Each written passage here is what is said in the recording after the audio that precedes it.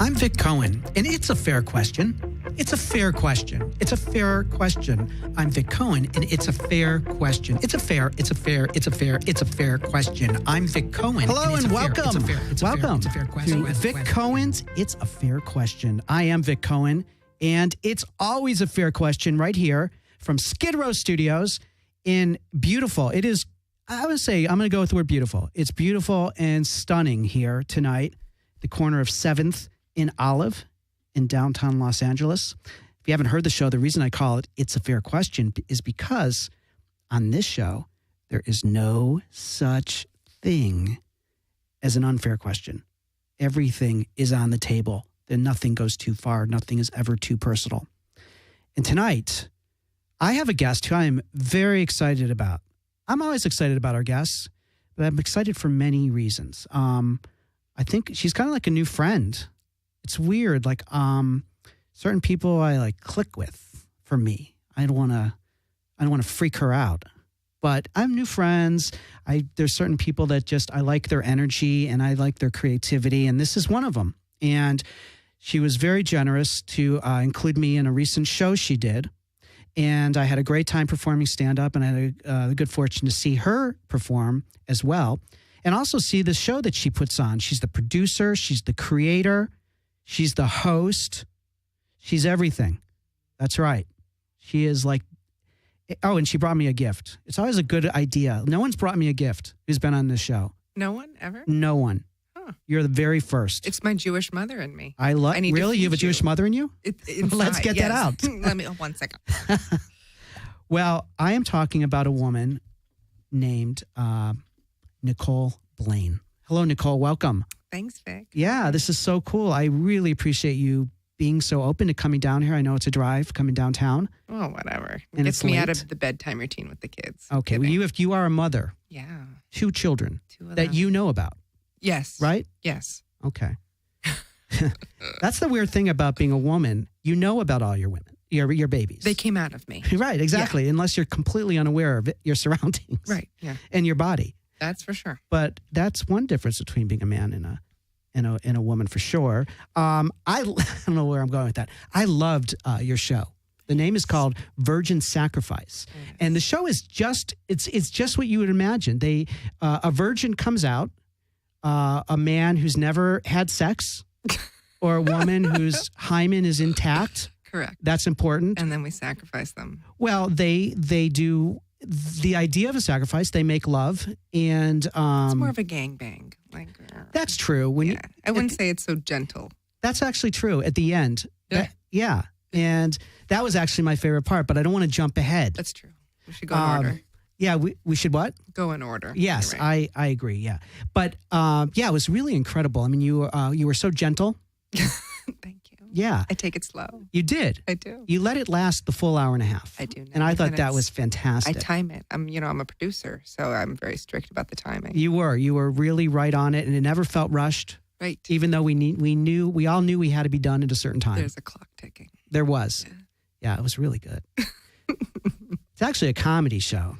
It would be so much cooler. This interview would be so much better. It would go a whole nother way. I would love that too. That's a different show. Yeah. But your show was awesome. And the idea behind it is virgin sacrifice, meaning that someone who's never performed stand-up comedy is going to come out and do it for the very first time in front of a live audience of about 90 to 100 people. Mm-hmm.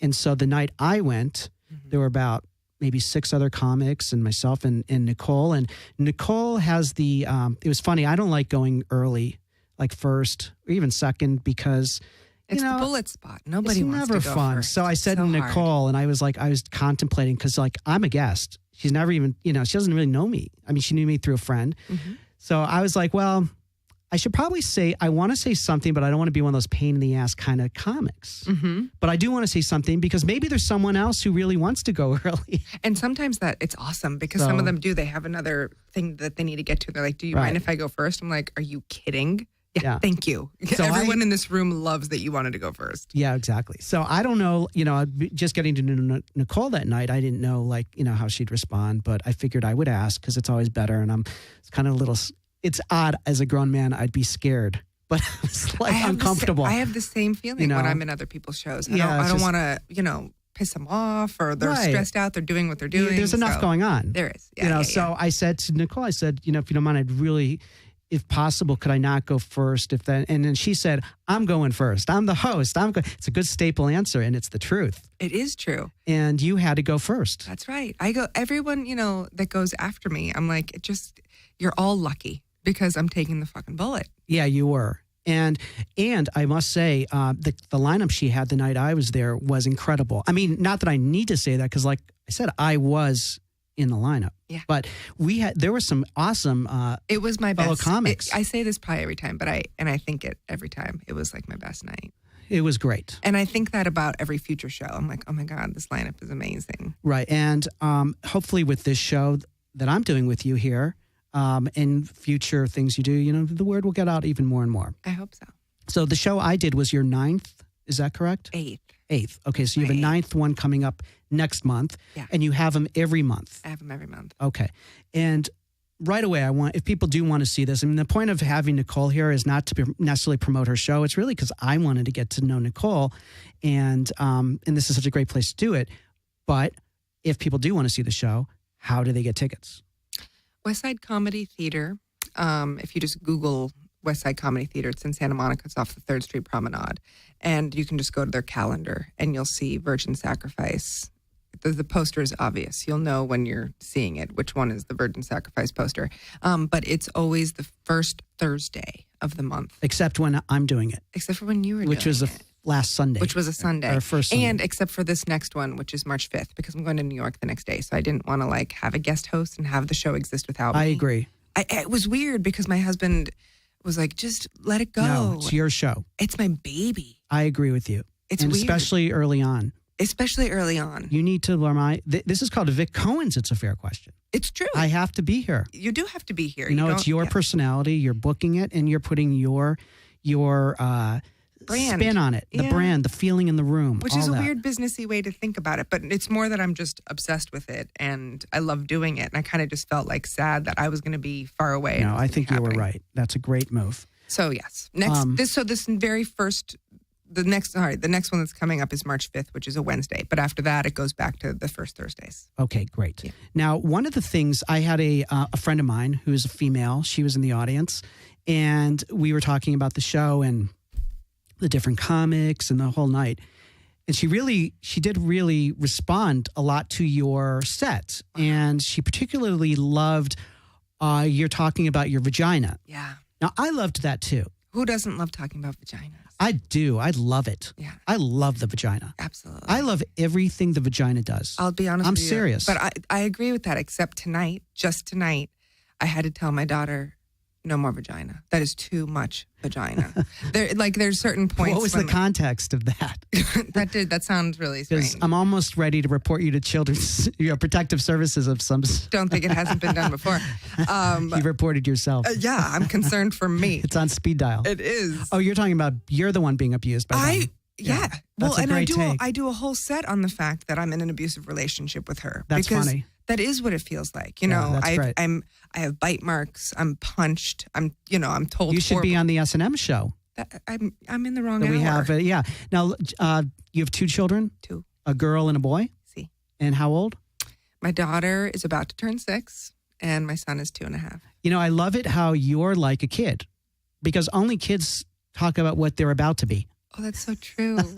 She's grilled it into me. I just said, I'm just like, how old are your kids? I'm about to be, at least you didn't hold up your fingers. Seriously. Well, because they actually always want to be older. I know. It was really funny. And then you go, I was 30. I was 34. Exactly. We were at a store recently and I was buying a can of paint. Okay. And it was one of those I take forever to do things, and so I need to see samples. But when you do them, they're going to be perfect. They're going to be right? Perfect. Yeah, because I really do it. And it was buying paint for my daughter's room. Okay. And so I had to bring her because I felt like I want her to really. What is her name? It. Tegan. Tegan. Have you ever heard of the band Tegan and Sarah? I haven't. Oh God, they're so. Sorry. What's the boy's name? Finley. What band is that? Yeah, right. My husband named both the children. Really? Wow. I'm surprised a controlling producer woman like you gave up the reins on the names. I felt like I couldn't figure it out. I couldn't come up with anything like better. So I was like, you win. Whatever. Do you hold that over him? Like you get to make all other decisions for the rest of their lives because they made the name. He got to pick the name. Yeah. How long you been married?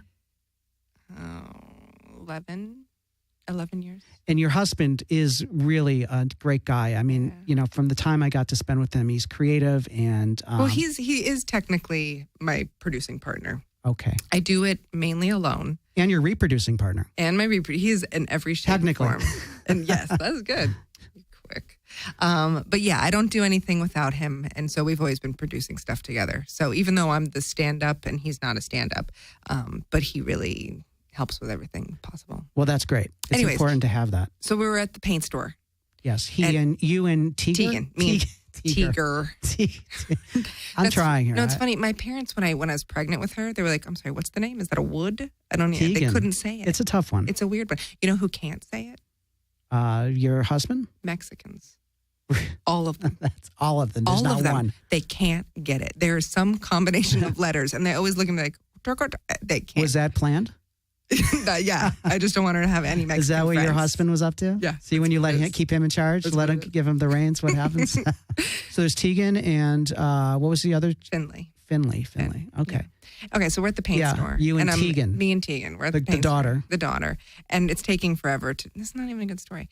But it better be. Let's make something up. I know, now I better do something. But of course, finally at the end of it, I apologized to the lady helping. And I'm like, I'm really sorry that I took so long. Thank you so much. And she goes, oh, that's no problem. And she turns to my daughter and she was like, so this paint is for you? And she says, yeah. She goes, how old are you? She says, 7. And I was like, that's a really weird lie. Like, I don't even know why she'd do that. And I was like, why are you lying? And she was like, stop it.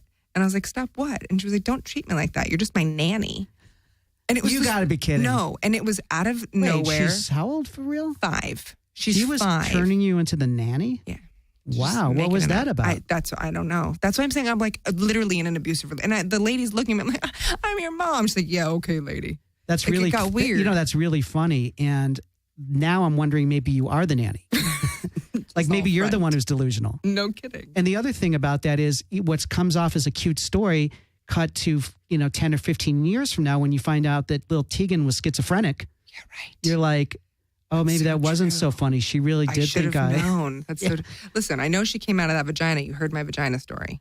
Let's talk about your vagina. Sure. We can go back to that. The thing I remember, you were quite descriptive about how your kids blew your vagina out. Yeah, they did. Essentially, through their exit. Yep. So what happened? I mean, isn't that what happens with all women, or it does? No one talks about it. I think I had a pretty traumatic one. It's, I've had a lot of friends who just have a baby and walk it off. They do. Walk it off. They do. Walk it off. They Come on. Pop right up. Maybe get a little stitch. No big deal. Those are the Those are the people with no health insurance. The doctor's like, walk it off. You have no choice, right? But I was at Cedars. You want to stay for that. Name dropping, right? Isn't that funny if people were name dropping their hospitals? Cedars. I had the best OBGYN, Dr. Connie Chen. I will totally. Connie Chung. Chen. Oh, okay. Jesus. Chen. I'm not great with names, clearly. Chen. Chein. Anyways, Tegan was stuck facing to the left, and in your vagina. In my during labor when she came down into the canal, and these are not the Venice canals. Correct, not the Venice. I just wanted to be clear in case someone's not paying attention. Not as wide. Okay. These would be the Nicole canals. The Nicole canals. Okay. And she was stuck facing to the left, and they need to be facing a certain direction in order to get out. And so she was crammed in there for an hour or so. So they took 2 nurses. One pushed my stomach one way, one pushed the stomach the other way. And during each contraction, that still didn't get her to twerk. So then they had to take... So that was when they did 2 episiotomies. Oh, I thought you'd only do 1. Right. Well, when it's this bad, then you can cut up and you can cut down. And then they took a vacuum, which is like a giant suction cup, which is a lot bigger than 10 centimeters. And they put that in your vagina. And then I just ripped in every direction. Oh, is there a lot of blood? I wasn't watching. But there's a drape, right? No, you're not able to really see. No drape. I think my eyes were closed. Were you in pain? Or were you numbed up? I was numbed up and in pain. Do you have video of this? You want to know the video story? Yeah. I'm going to tell you the video. Because for some odd reason... Can I see it? You could. I'm going to tell you why you could see it. I was obsessed with getting this on video. And Dr. I would be too. I just wanted to know. Like, I was like, I know I'm not going to be fully able to see that view. And like, I'd want to maybe later. Sure. So I tell my doctor I want to videotape it. And she says, I'm superstitious. You can't videotape it. Oh. She goes, handheld. You can set it up with like a video camera on the side and get a side view of it. But every single time I've ever had a dad or a partner who's videotaping it, it ends up going into emergency C-section. She says it's bad luck to videotape Well, it. you would have been better off with the C-section. No fucking kidding. So now with this baby, do you find that Tegan now at 5 has a hard time getting caught in tight places as a 5-year-old? Yeah, she's very claustrophobic, but just on the left side. Is she always looking to the left? Yeah. And you're like, come on. Yeah. Yeah. So Yeah. what ended up happening was they did this whole thing. He sets the camera up to the side, right? Your husband. My husband. Okay. Mickey. Mm-hmm. Gets the camera set up. We do this whole thing. It's, she's stuck. They have to get the big suction cup. I rip to pieces. What was the suction cup for, actually? For your pleasure? Probably not. Right, exactly. It cups on the kid's head and literally sucks that because she's stuck, they used it to turn her head so that it could go in the right direction to get out. Wow. I mean, I was obliterated. She had to do 45 minutes of stitches afterwards. Of your vagina. Uh-huh. I just, by the way, anyone who's into drinking games, take a shot every time I say your vagina. Yeah. And so far, They'll I be think plastered right by now now. you're up to about 7 or 8. And the thing is this doesn't sound like a funny story, but and here's what's interesting. It's great on stage. It's Because, much better on and the stage. ladies, the women, she's like, this girl that I'm friends with, she's like, oh my God, I've never heard anyone be so honest. Yeah. Honesty is important. It is. I was kind of turned on. Anything with the word vagina in it turns me on. It really does, even if it's like a tragic thing. And it was a tragic thing. Yeah, I still got turned on. Thank you. It did get pieced together really well. Did you have to go to a plastic surgeon? No. No? You would not believe how well that thing snaps back together. Really? Botox in the lips or Right. the beach, Venice Beach? People do that stuff. I know. Oh, with their vagina? Yeah. Mm. I know doctors who do that. See, the thing for me is what I don't understand. I'm going to share a little something with you, Nicole, and everyone, all of you listening, and those of you not listening. I'm going to share this with you too. I like a vagina with lots of lippage. Really? Yeah, I don't get when people get them trimmed or tucked. To me, it's like there's more to chew on, like chicken. I in just that feel like it's kind of like pizza. Like it's all pretty good, No matter how bad. It's still pizza's pizza. Well, I always said my favorite part of a woman is the crust. So it's like pizza. Yeah. I like that. You think the vagina is like a pizza? I'll eat any kind of pizza. Like even microwave pizza. That's true, actually. I would. And yes. And the great thing about vagina is you don't have to microwave it to eat it. No, it works out it's well. available everywhere. Yeah. Anytime. It's like ready serve. All right. So getting back to your vagina. Yeah. Drink. So you said that you now you had a second child. So Yes. that was the first child. That was the first child. Everything snapped together, as you said. What happened in the second child? Oh, so in my stand-up routine, I do combine both Into one big story? Into one big story, yeah. Because what happened with that was I was obliterated. She put me back together, and it was a horrible recovery, but I recovered. With the second kid, he came out and by the way, I had 2 huge babies. My first Tegan was 9 pounds, and Finley was 8 pounds. Those are pretty big people. That seems big. Those are because big. you're small. Just to describe Nicole, if you're not watching via video, she's about 5'5", or she weighs. And I know that's not sensitive to talk about a woman's weight, but she weighs about 110. I wish. Thanks. Yeah, sure. And I mean, she's somewhat petite but athletic. Thank you. Yes. Yeah. Go on. So 9 pounds would be a big. It's a big baby. Yeah. Yeah, so it ruins you. But the second time, the doctor, God, I hope she's not listening after I just said her name. She might be. We do get a lot of OBGYNs. Do you really? Yeah, That's like your big biggest. following. Yeah, it Is really your is. market is OBGYNs. Yeah, pretty much. She, by accident, sewed my lips together. No way. No, she really did. And we're not talking about the lips in your mouth. Nope. And I talk a lot. She got the wrong lips. I think your husband said sew her lips. Yeah. And she got confused. Wrong one, doc. Yeah. Yeah. What do you mean? I mean what you think I mean. Like all the way? I mean like 6 stitches in a direction that. How do you put a tampon in that? Or Well, I just had a baby, so there was definitely no tampon. I don't know. See, that's situation. a guy question. See, here's also what you don't know before you have a baby. When you do have a baby, whether you have a C-section or a regular vaginal delivery, you're going to bleed out for 2 to 6 weeks because all that stuff is just like slowly. I still find that a turn on. God, you really love. I love vaginas. vagina. Seriously, I thought maybe that would push me over but no, I just love what it does. It creates life. I'm It's glad so you feel that way. amazing. Yeah, well, I wish I loved vaginas. I am a waist-up lesbian. You like breasts. I love them. Oh. And I want to make out with girls.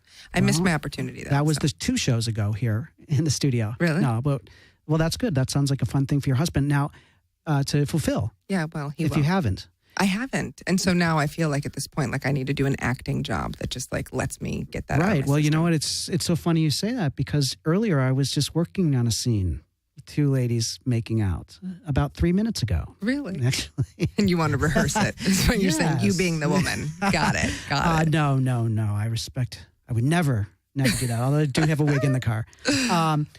So yeah, she sewed me up a little incorrectly. So how did you figure out it was wrong? Well, this is interesting because not that I want to compare myself to being like a POW. Right. This is a form of torture. If you are sewing body parts to other body parts that aren't. It's wrong. How did she do it by accident? How do you do that by accident? I mean, God, I had her up since like the middle of the night, like she's got to be tired. She's been there for hours. How do you figure it out? How did I discover something was wrong? Yeah. Okay. So I go home and you're in immense pain and you're given a glove, a rubber glove, Okay. and they pack it full of ice and you just put it on your vagina. Okay. That's another Drink. Yeah. And you put it on the vagina for days until the pain is supposed to go away. And it didn't go away. And it didn't go away. But like this is the other thing people should always know in case you're about to have a baby. Don't look at it. Because even if it's all done correctly, like Why does it give you dirty looks? It's winking at you. That's I did. I ass. made the big mistake. I took a compact mirror after Tegan and I looked and it just looked like a bunch of rubber balloons sewn and puffy and like a clown makes a bad. Didn't work. It was a bad poodle. Right. A bad poodle. That was exactly what it looked like. And then that goes away. But so after Finn, thank God, I felt like the pain wasn't subsiding and I started to slowly lose my mind. And After how many days? On day 8. Okay. And I was like, I started to talk like I literally was making no sense. And I started crying all the time. You could have maybe died. No, I know. This is really serious. Like, funny that I did stand up on it. It was crazy. When you talk about it, does your vagina hurt right now? It does. Like, it starts to like have PTS in my pants. PTSD? Yes. PTSD is happening right now. So strangely, I did, and I was against this too. My husband outvoted me and made us as a team get my son circumcised, which I was against. Okay. That's another topic. But anyway. So you had him circumcised as a team? So he outvoted me. He said that my husband. Hold on a second. Hold on a second. Yeah.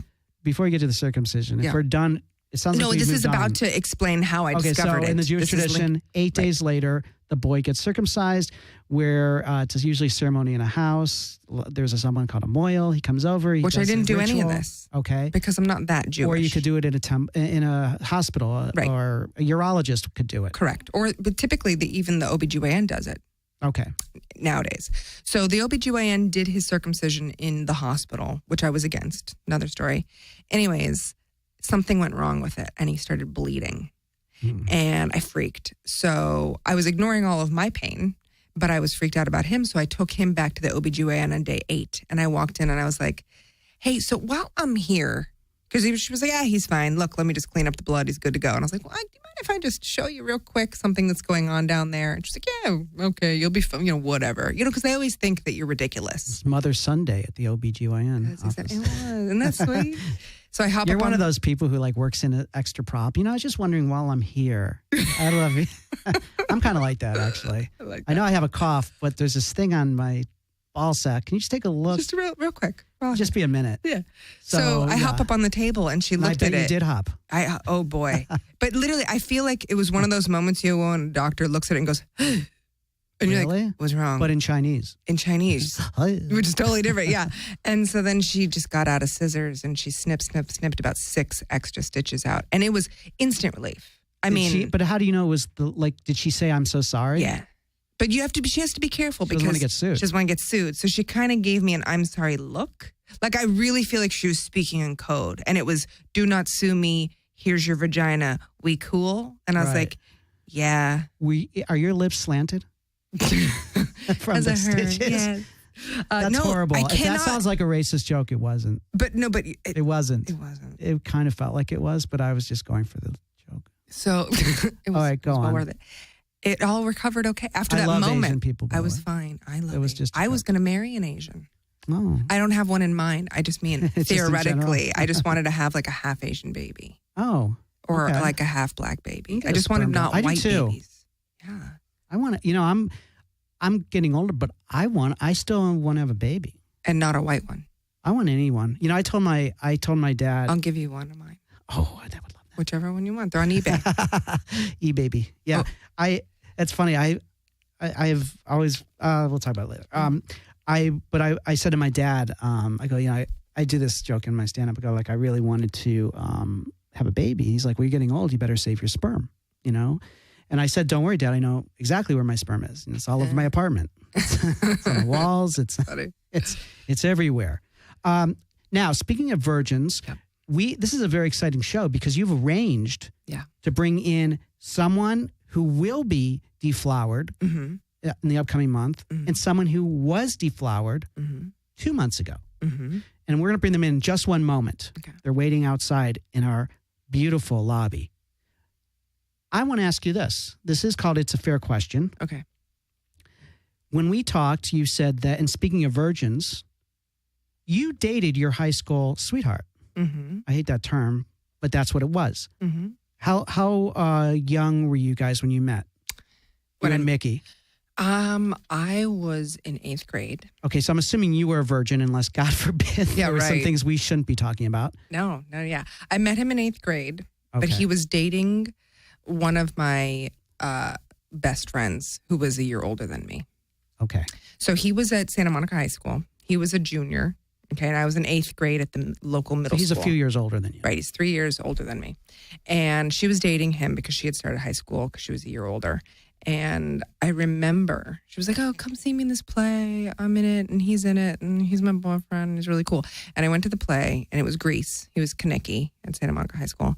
And I saw him up on stage and literally, it was the most beautiful person I've ever seen in my life. Wow. And I remember this. I remember where I was sitting in the theater and the play let out. Where were you sitting? Now I'm curious. Honestly, I was in the 3rd row on the left, about 3 or 4 seats in. I completely remember it. You know what? I just realized you'd be a great person to go shopping with because you'd always remember where the car's parked. Absolutely not. I have no sense of direction. Okay, but that was a big moment. It was just, seminal moment. It was interesting because I never would have thought, if someone had said to me, years before, like, you're going to marry that guy, I would have been like, there's no way. He would never go for me. And he wouldn't have. Because you thought he was so hot. He was, and I wasn't. Were you a theater geek or something? Because usually women or young girls don't look at a guy doing a musical and think that's hot. Right. I also dated a cheerleader, a male cheerleader. Oh, okay. For a moment, I was thinking, why didn't you kiss her? Yeah, right. But, right. No. So here's the thing. So he's gorgeous. And yes, I was a theater geek. Was Kaneki like the best friend? He was the cool one. He wasn't, he was like. He wasn't John Travolta. Not John Travolta. Okay. The rough guy who just recently died. Okay. Everyone dies. It's sad. I hate that. So, anyways, after the show, I remember my friend was like, "Oh yeah, so this is my friend. She's younger, or whatever." And I remember shaking his hand in front of Barnum Hall. And I remember feeling his hand. In Santa Monica at the high school. I remember where I was standing, and I was like, he's phenomenal. Really? So the next year I went to school there. I was a freshman. He was a senior. And I was like, I have to do theater, which I had been doing for years anyways. But I was like, I just want to be near this guy. Wow. And then the spring musical that year was Wizard of Oz. He was the Scarecrow. Mm-hmm. And, not to brag, but, I got cast as the coroner. I pronounced the witch legally dead. It was like a big deal. I was on my knees the whole show. Hello. So I fell for him then, but I was really, really prepubescent. I didn't get my period till I was 16. So he did not go for me. So I did date his best friend for 4 years, the male 4 cheerleader. years. 4 years. So I went out with the male cheerleader, and that's who I lost my virginity to. Okay.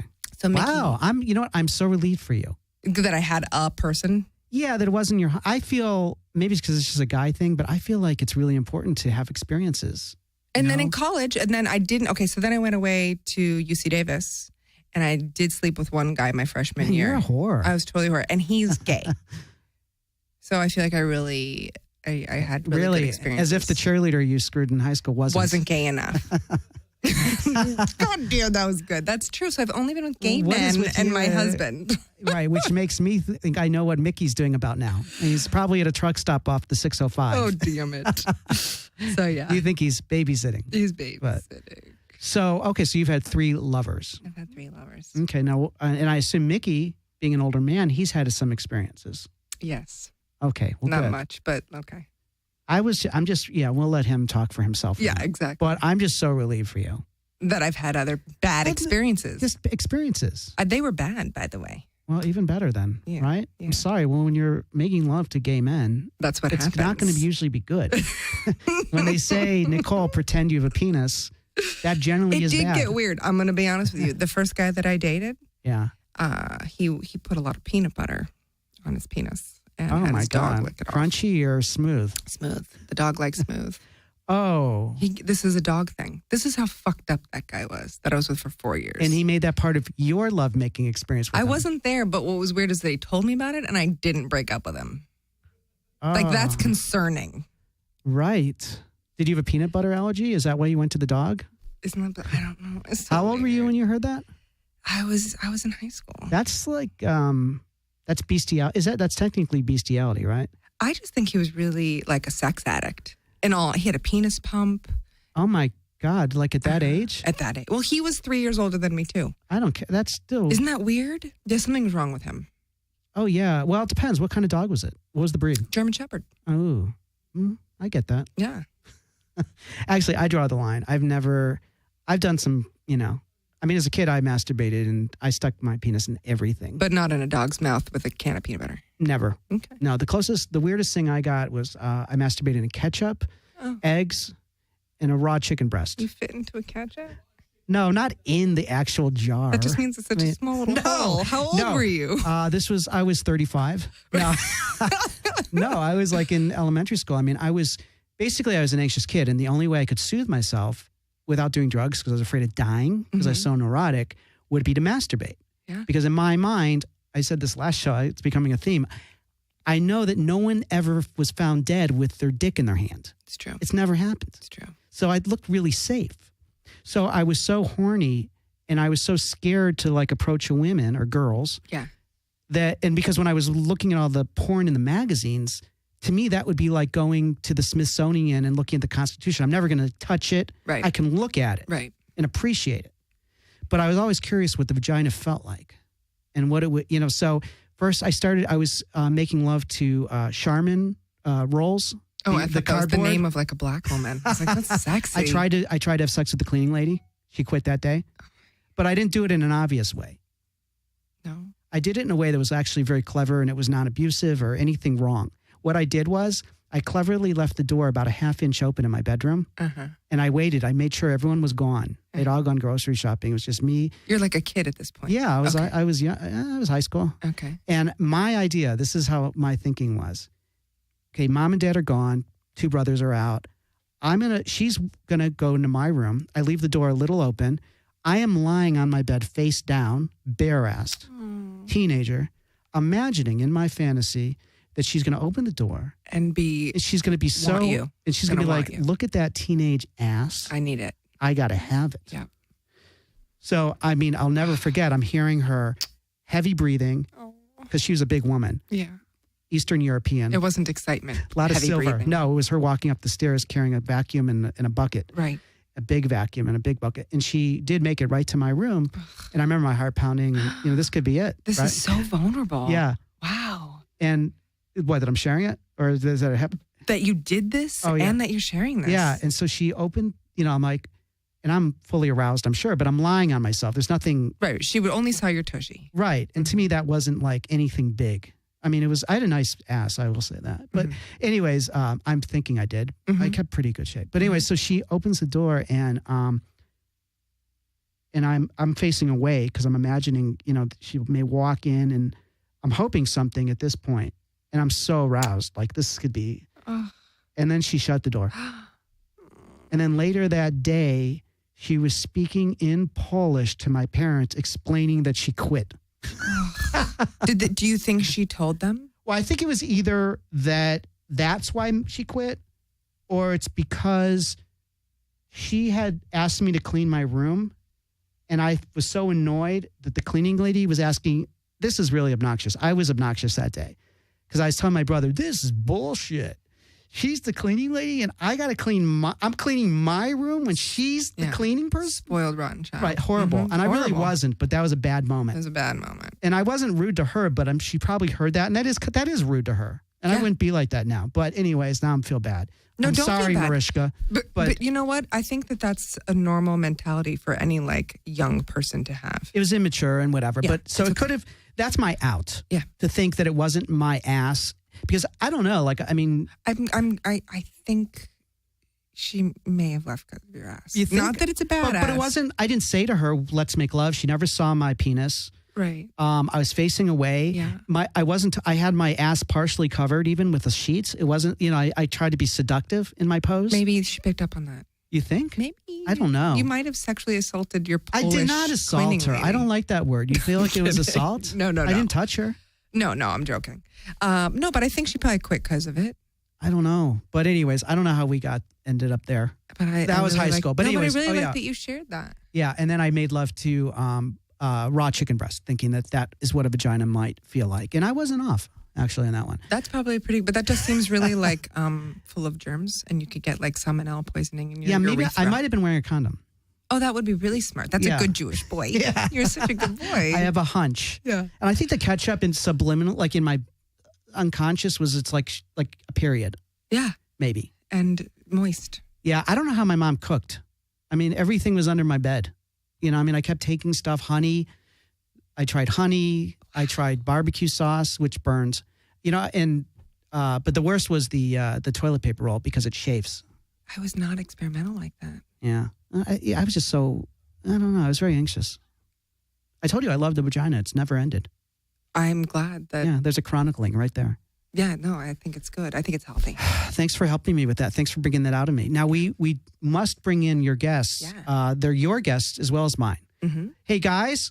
Come on in. Come on in. We've got Scott here. Scott is on deck, about to become deflowered. And we have a former...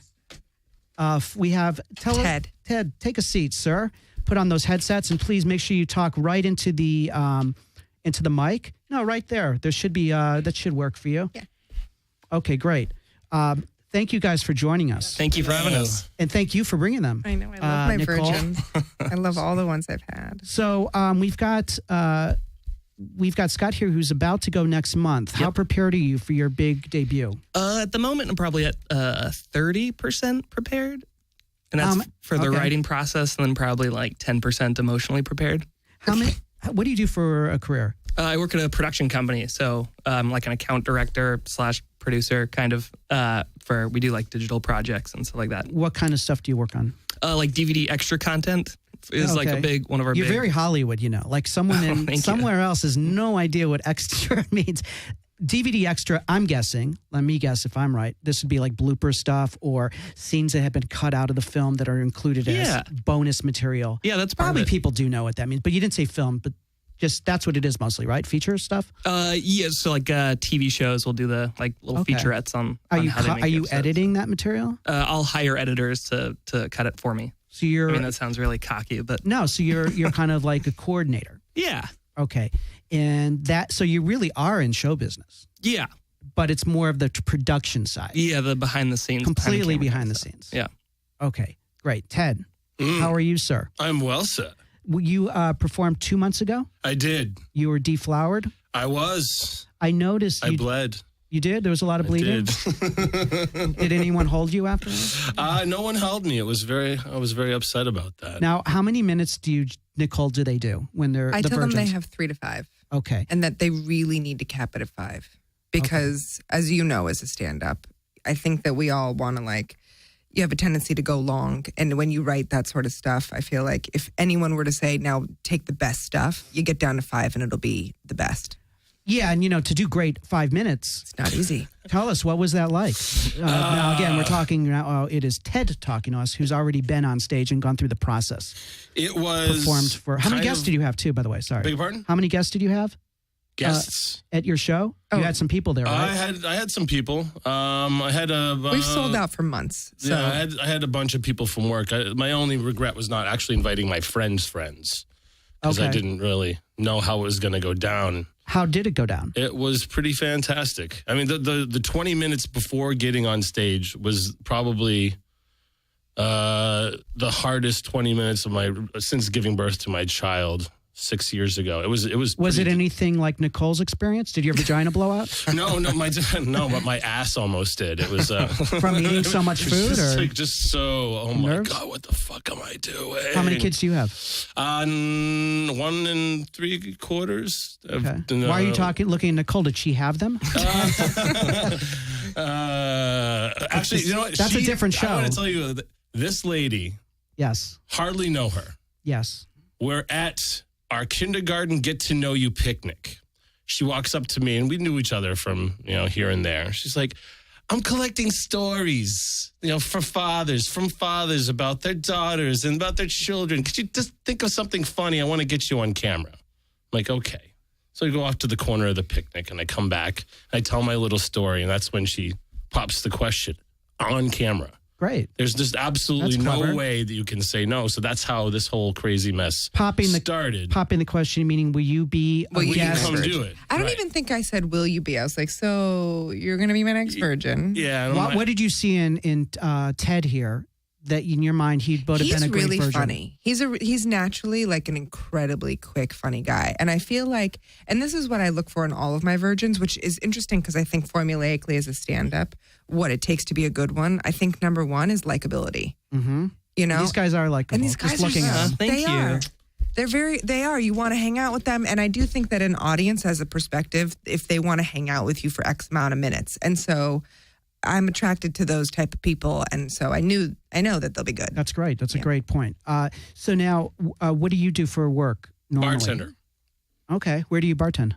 The Lobster in Santa Monica. Oh, wow. The tip money must be amazing. Yes, it's the golden handcuffs. You have the perfect stand-up comedy job.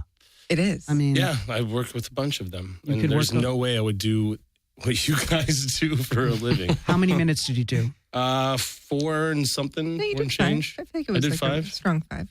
Felt like 3 seconds. How much did Nicole help you with your material? Very little.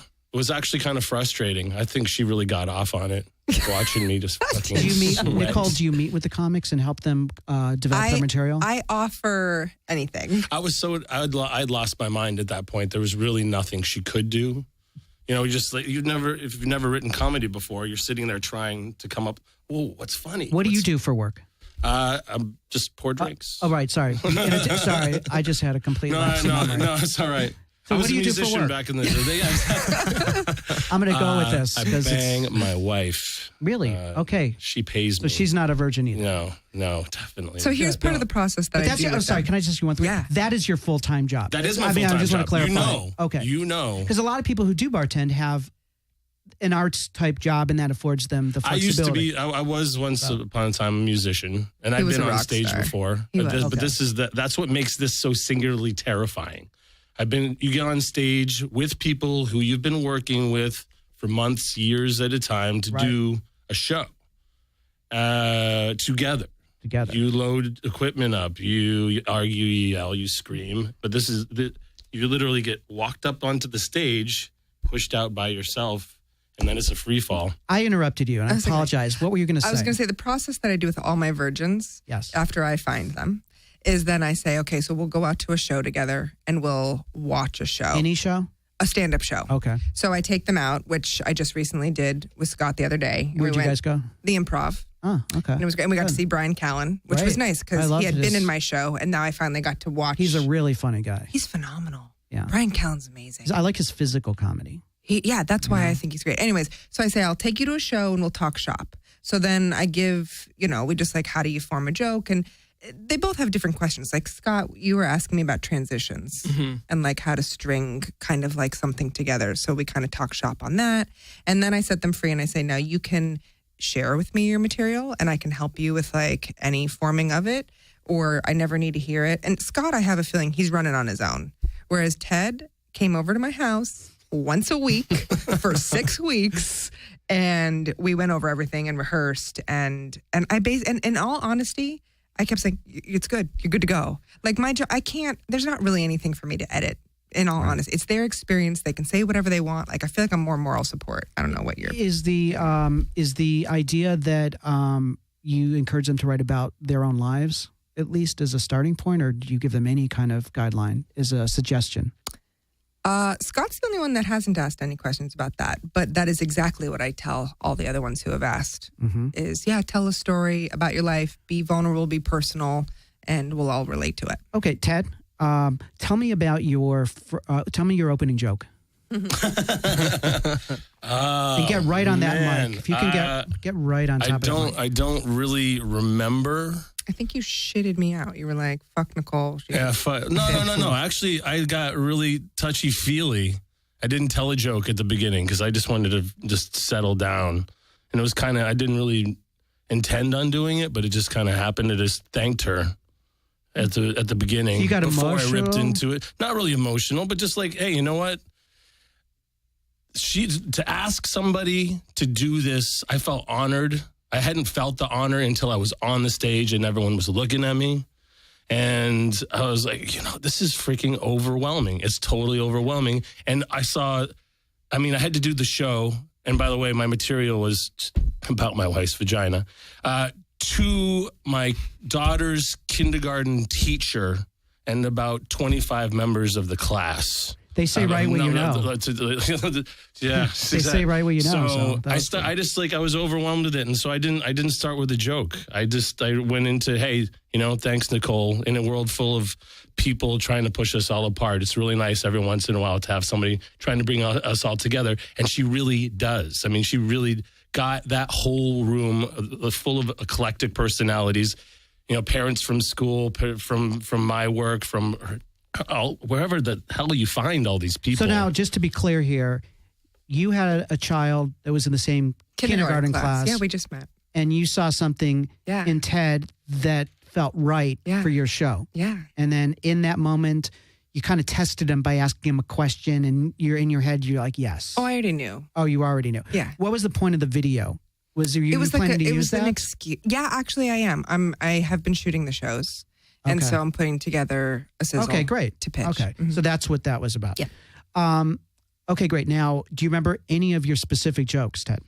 I told the story about how, I've always thought it's women dress for other women. I've always known that. Women just don't necessarily don't dress for men. But I did not know that actually extended to the nether regions. Like my wife, she's pregnant. She's not keeping up down there, and that's totally fine with me. I'm down with another natural look. I'm cool with that. We've had the bald pussies for so long. Let's bring back the big bush, right? Right. But we're going in for our first ultrasound, and my wife breaks out my beard trimmer, and I'm in the other room, and I hear my beard trimmer. I'm like, what the fuck is it? Why is my beard trimmer running? So I go around the corner, and there's my wife squatting over a trash can. Oh, that's classy. Going, that's my girl. That's my lady. You gotta love that. That's hysterical that you would do that for your doctor. You're more right. Conscious of your vagina hair with your doctor than with me. And in the process of doing this, she nicked herself quite badly. Nice. And I was just told the whole story. That's why you got to go to Supercuts. Tell her that. You kind of let the pros do that. Now, I noticed you're getting emotional. I felt, maybe I'm wrong, but I noticed your eyes were kind of tearing up. Well, about the experience, particularly about thanking Nicole and the honor. Tell me what that's about. What's the emotion about? Comedy is a very strange thing to us people who don't do it. And I've spent a lot of time around comedians as a bartender in, Santa Monica, Hollywood. And you guys all seem to be very lonely people. And I never got it until I was standing there. And it's overwhelming when you get it, when you, that rush, that thing that you're looking for, that thing that you get. I felt it. People come to like listen and laugh. I've never been a performer in anything where people, I wasn't a musician. So people are like, you suck. They come thinking you suck. The first thing they want you to suck, because most of those people are musicians also, hoping that you're not better than them, which is exactly the opposite I felt in that show. Yeah. The people, you already have it set up for you because people are there to laugh. People want, I mean, obviously there's lots of dark, lonely, open mics in this town where people are looking to do the same old rip you apart stuff. But this show is not like that at all. It really is a celebration of comedy. And I want to say, I love that you got all that, because that's been my goal with this. I was a psychology major in college, and I was like, I just want to make people happy. And then it kind of changed into, with comedy, like I just want to make them laugh. And when my husband came up with this idea of the show, and because I saw a person perform for the first time, and I watched that audience, they weren't even there for this guy. I was just there watching a regular show, and he said, this is my first time I got dared to do this. And the whole audience rallied for him. And I thought, and he and I were like, that's the show. Like, to give someone an opportunity to do something that they never were going to do. Right. And that it's like something on a bucket list. My May virgin is 86 years old, and he's dying of cancer. Oh. And he has 1 year to live. And his daughter called me and said, I want to give him the gift of getting up on stage and making people laugh. And I thought that'll be his last laugh. Yeah, May 1st. Okay, well, I'll buy a ticket. Is that available right now? Yeah, you can always buy ahead. You can always buy ahead. May 1st is going to be Jim Kofeld, and it's going to be his last laugh. And that's how I feel like I gave that gift to Ted. And it's not like me, like the audience does. And I help with promotions, and I say, this is what you have to do. And I know I want to hear about like how Scott's feeling about his show. We're going to get to you in 1 second, because we will. But Okay. I'm still a little bit confused about the emotion. Is it about the fact that people are so loving in a room? Because or is it literally just overwhelming the experience of being creative? It's a mixture of a bunch of things. I had been a creative person for a very long time, and then you put it aside, you get on with life, and I really don't have time to do much writing anymore. And all I did once she told me about that show was write. Yeah, tapped into the creative. I wrote 3-4 different sets. Yeah, 30-40 pages. And scrapped it all 3 days before the show because my wife was like, you gotta tell the pussy story. Just tell it. But like to work on something again, to bring people, to see my friends there and coworkers, to actually follow through with something like that, because we all say to creative people, we say, I really want to get this done, but then life gets in the way of the things you want to get done. Yeah, and that's something. great. This is something I really wanted to get done. I agreed to another creative person that I would do it. I followed through with it. I'm tough on you, man. Yeah, like, I'm micromanaging. How you doing? How's it going? How's it going? Let's tell me how many people you invited. And like I said, we're over at our house every week working on it. And it felt like there were very few things in life you can look back on and say it was just so smooth and positive. And this is one of those moments. Well, great. And it's really nice to see you move by like that. Yeah. Sky, how are you feeling? Good. I'm now looking forward to the emotional roller coaster that this will be. Yeah. What have you learned from this conversation? That I will probably cry at some point. Really? I mean, I never expected such a sort of positive emotional outcome from it. I mean, definitely, comedy brings it out in its weird ways, but. Well, what's nice about what Nicole's doing is it's a safe environment. Yeah. And the truth is, and you probably do know this, there are a lot of comedy venues where it is just as you did describe. Yeah, it is. It's kind of like a boxing ring. It's pretty where judgy. Other people don't want to support. And so what you got to experience was the very best of the best of creativity. Oh, it's a total setup. It's an artificial environment for the virgin because it's never going to be like that before or after. Well, I mean, the other part of this, but like the love and the support in the room to come together for like one person who's doing something they've never done, and most of them will never do either. Like, even though I've told bunches of people, you have to do this, you have to do this. They see how awesome it was, and they still can't get themselves. How does that make you feel, Scott? Fantastic. I mean, you're going to have you really can't fail. Right. That's exactly what I say. It's a fail-safe environment. Yeah. Now, you know where I think, and you'll probably agree with me. Please tell me if you agree with this. The way I think any performer can fail, and particularly in this situation, is by being too hard on yourself afterwards or during the set. Mm-hmm. You're so right. One of my virgins did that, and it made me want to cry.